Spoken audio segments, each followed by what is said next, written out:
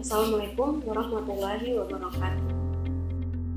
Kenalkan, nama saya Salma Eli, mahasiswi program studi Pendidikan Agama Islam, Fakultas Ilmu Tarbiyah dan Keguruan, Universitas Islam Negeri Abdul Muthalib Sanadi Ambon. Pada kesempatan kali ini, saya akan menyampaikan terkait dengan hasil pengamatan saya di SD Muhammadiyah Ambon. Jadi, sekolah Muhammadiyah yang berlokasi di Jalan Kiai Haji Ahmad Dahlan, Muara Air Kuning di Kota Ambon, dengan pimpinan yang bernama Bapak Claudius Limbona, SPD. Jadi SD Muhammadiyah ini merupakan sekolah yang berstatus swasta dengan di bawah naungan Yayasan Pimpinan Daerah Muhammadiyah Kota Ambon.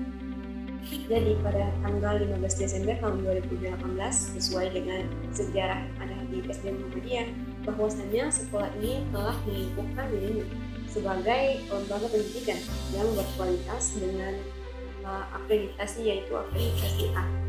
Kemudian untuk data guru yang ada di SD Muhammadiyah ini, yaitu total guru berjumlah 29 guru, termasuk dengan pimpinan dan juga staf serta guru-guru yang mengajar di sana.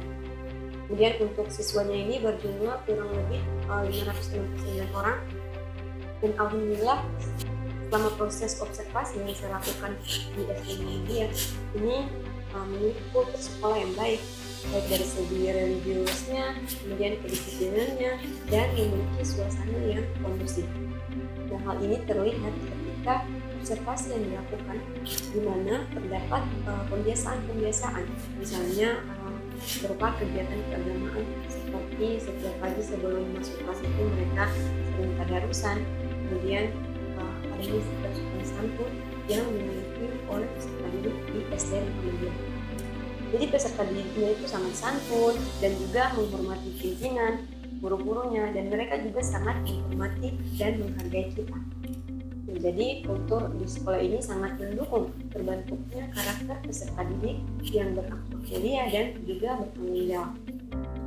Kami melakukan observasi pada kelas 1, 3, dan juga kelas 6, dan saya dan teman-teman mengamati secara langsung metode pembelajaran yang digunakan oleh guru. Nah, kemudian bagaimana keaktifan peserta didik dan bagaimana dinamika pembelajaran yang berlangsung pada kelas tersebut.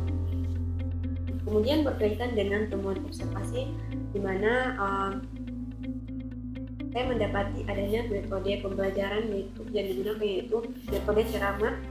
Nah, ini merupakan metode yang sering digunakan oleh guru-guru yang pada saat itu kami observasi.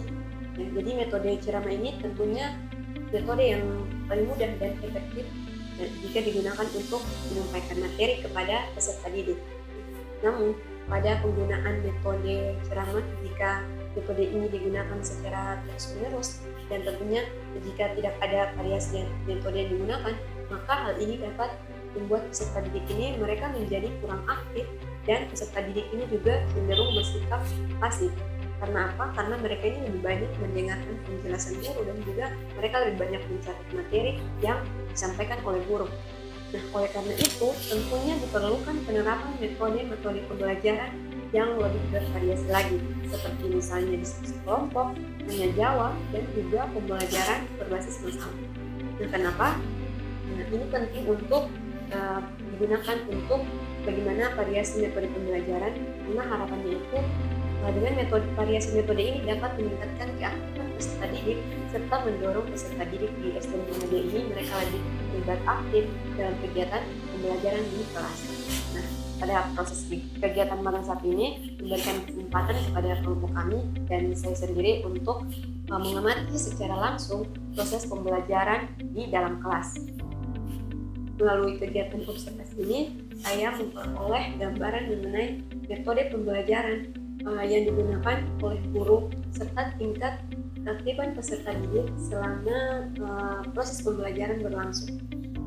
Jadi untuk tujuan observasi ini sendiri yaitu untuk mengetahui bagaimana metode pembelajaran yang diterapkan oleh guru yang ada di SD Muhammadiyah ini dalam proses belajar mengajar.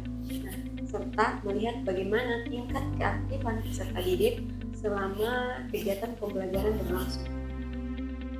Untuk metode observasi yang digunakan adalah pengamatan yang dilakukan secara langsung terhadap kegiatan pembelajaran di kelas, yaitu yang pengamatan yang kami lakukan berupa kelas 1, kelas 3, kelas 5, dan juga kelas 6. Aspek yang diamati selama magang di SD Muhammadiyah yaitu mengikuti metode pembelajaran yang tentunya digunakan oleh guru, berupa variasi metode pembelajaran, serta respon dan partisipasi peserta didik selama proses pembelajaran.